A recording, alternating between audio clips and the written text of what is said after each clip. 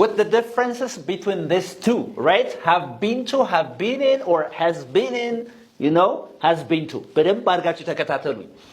አንድን ነገር, ጎብኝታችሁት, አንድን ቦታ ጎብኝቻችሁት, and then ከተመለሳችሁ የምትጠቀሙት ይሄንን ነው. For example, I have been to Paris ብትሉ ፓሪስ ነበርኩ ሂጄ ነበር ግን ተመልሻለሁ ነው.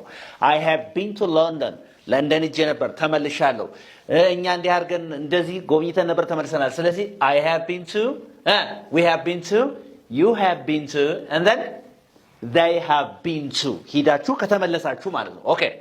She has been to, he has been to. ሰብጀክታችን she he ከሆነ ደግሞ has been to ትላላችሁ. Okay. Interesting.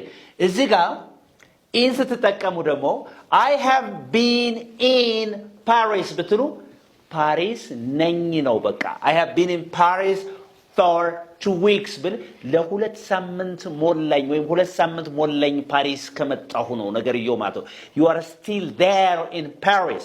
ስለዚህ ይሄ የሚያሳየው ዱሬሽናችሁን ቆይታችሁን ነው የሚያሳየው. ለምሳሌ 2 ወር ሞላኝ አሜሪካን ሀገር ከመጣሁ ስትሉ I have been in the United States of America, right? ካላችሁ I have been in the United States of America for 2 months ብትሉ 2 ወር ሞላኝ ነው.